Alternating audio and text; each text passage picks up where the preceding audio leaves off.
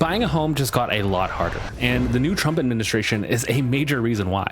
We're already seeing massive policy changes, and this video breaks down exactly how they're affecting buyers right now. Now, if you're planning on buying a home in the next 12 to 18 months, you need to understand how these moves could block you from buying the home that you want or prevent you from qualifying at all. This video will walk you through what's already changing, what's likely to come next, and how all that impacts affordability, financing, and inventory. And we're not just talking clickbait headlines, we're talking about real-life consequences for home buyers right now. Now, I've been a mortgage lender for over a decade, and I've seen my fair share of up and downs, but what's happening right now is probably one of the craziest times to be a home buyer. So if you're serious about buying a home in 2025, you can't afford to ignore this. Now, as expected, the Trump administration started off their second term in the White House signing a slew of executive orders. Now, the one most important to you as a homebuyer was one entitled Delivering Emergency Price Relief for American Families in Defeating the Cost of Living Crisis. Now, on paper, it sounds great. The goal of this executive order was to start rolling back and cutting regulations that they claim could cost homebuyers up to $50,000. And they would do so by directing agencies to enact policies that ultimately would lower the cost of living, increase the supply of houses available, and create more opportunities for American workers. But just because you sign a document saying that you want to lower the cost of housing nationally, that doesn't mean it happens overnight. And growing up, I was always taught it's not what you say, it's what you do. And the fact is that a lot of the policies that have come out from the administration since then have actually led to real estate getting more expensive and the cost of living getting more expensive, not cheaper. Now, most people don't realize this, but in just the last 30 days, your dream home just got $15,000 more expensive. Let me explain. On April 2nd, 2025, the Trump administration announced a minimum 10% tariff on all US imports. Now, it might surprise you, but a lot of what goes into actually building homes in America is actually imported from other countries. And so these new tariffs on construction materials are starting to cause a ripple effect through the housing market. And these aren't small adjustments either. These are fundamental changes in the pricing structure of what goes into building and selling you a home. In fact, the National Association of Home Builders has confirmed that these tariffs are going to directly increase the cost of construction, which ultimately come out of your pocket as a home buyer. Now, while you might not see these price changes happening right now, builders are already paying anywhere from 20 to 30% more for things like lumber, steel, and appliances that go into these new homes. And all of these costs add up quickly, which ultimately are going to come out of your pocket as a home buyer. But what's worse is that these price increases are already baked in before you start shopping for a home. In fact, most of the time they're already baked into the price. Now, builders won't tell you the reason outright, but that dream home that you bookmarked just a few months ago, well, it's likely already been repriced, or it's likely to be soon. And with every new phase of a new construction project, the price of homes continue to go up and up. And so these price adjustments aren't going to be labeled as tariff surcharges. This is just the normal new price of buying a home right now. And it isn't just about the raw materials like lumber or steel either. The tariff impact extends to things like appliances, fixtures, furniture, everything that goes into that home before you move in. Kitchen appliances from Mexico, bathroom fixtures and furniture from China, and everything in between. These are all getting more and more expensive. And so when builders need to go in and install new lighting and appliances, they're paying a premium on those costs already, and they're going to pass it directly to you. Not to mention all the extra costs that you as a homebuyer are going to have when you want to furnish this home. After all, they don't exactly make, made in the USA IKEA furniture.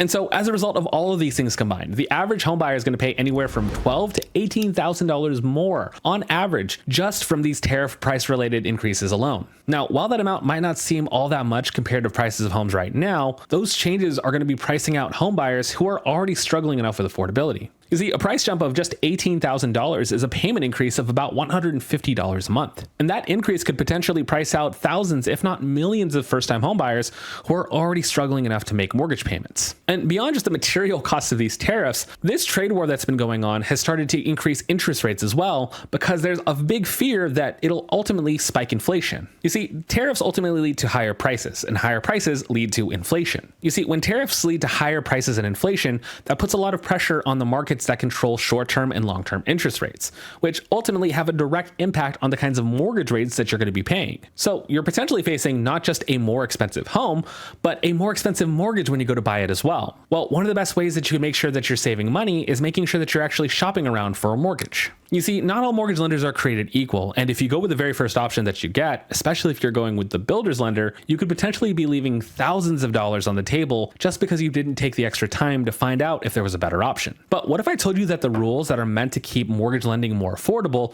are about to change as well? And that the very consumer protections that were put in place to make sure that homebuyers understood what they were signing for before they ended up making a huge financial mistake are being dismantled right now, and it could potentially cost you tens of thousands more dollars if you don't know where to look. Now, Trump isn't just shaking things up when it comes to the cost of developing real estate, but some big changes coming potentially to the CFPB could make it a lot more expensive for you to get a mortgage without you even realizing that it's more expensive at all. And its whole purpose and design was to help prevent those same predatory lending practices that led to millions of people losing their homes. You see, before the CFPB, getting a mortgage meant dealing with confusing terms, hidden fees, and last-minute changes that ended up costing homebuyers tens of thousands of dollars more than what they were expecting. And so nearly 2 decades later and several different policy changes, they've done a great job of making sure that banks aren't ripping off consumers. But unfortunately, all of that's about to change. You see, the firing of CFPB Director Chopra signals a massive change in how mortgages are going to be regulated. You see, this isn't just an administrative change. It signals a potential change in the CFPB's entire structure, policy, or even existence. And as Trump's executive order mentioned, their goal is to roll back regulations and oversight, not put more in place. And so without strong CFPB oversight, we're more than likely headed back to the Wild West of mortgages, with less oversight, more confusing terms, more hidden fees, which means more money that consumers are going to pay for a mortgage without even knowing that they could have saved money. I mean, think about the last time that you reviewed mortgage or any sort of financing paperwork. It was probably a little overwhelming and a bit confusing. Well, that's what it looks like right now with consumer protections in place. Imagine how much harder it's going to be to understand what you're signing without those same safeguards. Okay, but how effective has the CFPB really been in protecting homebuyers? Well, I've analyzed the CFPB's past enforcement actions, and what I found is that they've ended up saving homebuyers on average $3,200 in potential predatory fees or unnecessary junk fees. And so that's $3,200 on average returned to homebuyers' pockets just because the CFPB was watching. And without that watchdog role in place, that's real money that consumers are going to be losing, making home buying a lot more expensive. And so not only is the Trump administration making change at the administrative level, they've cut funding for the CFPB as well, up to at least 30%. And so that doesn't just mean less enforcement powers, that means less staff and less people actually assuming that watchdog role. And that's not speculation, that's stuff that's happening right now. You see, the CFPB has already dropped major enforcement actions against companies like Rocket and Capital One, letting lenders off the hook for practices that would have resulted in the past in millions of dollars in fines. Now, if it sounds like all of these changes only benefit these big banks and their shareholders, you're absolutely right. Well, if the promises towards deregulation continues, this means it's going to be a lot harder for you to get a mortgage while you're understanding the terms of it. It also means that lenders could purposefully steer you to a higher cost loan where they're going to be making more money. They could hide fees in different ways and actually completely change the terms of your loan at the last second without you even knowing about it and without any real penalty for doing so. So those standardized loan estimate forms that made it super easy to compare the terms of the mortgages that you were getting, well, those might look completely different, making it a lot harder for you to understand what loan is actually the best. And so just like before, it might just be too much trouble for you to shop around for a mortgage trying to find the best loan. So you'll just stick with the first option that you get and end up with a higher cost mortgage, not really understanding why.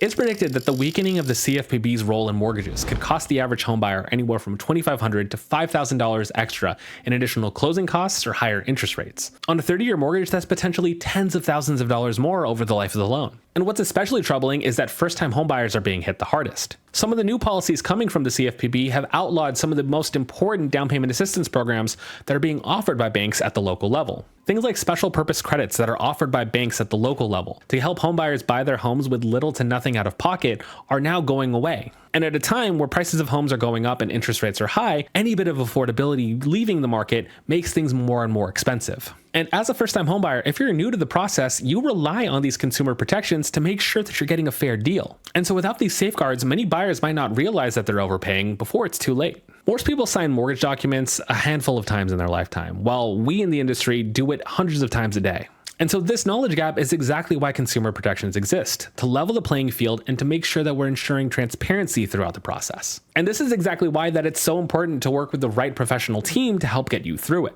You see, the unfortunate reality is if and when these regulations do go away, you're going to be even more vulnerable. So it's going to be even more important to make sure that you're hiring the right team that actually represents your best interests and isn't going to lead you astray. If you need help navigating this difficult process, click the link below and schedule a one-on-one call with my team, where I'll connect you with the right people to help make sure that this process is simple and easy and you actually understand how you can still save money in this market.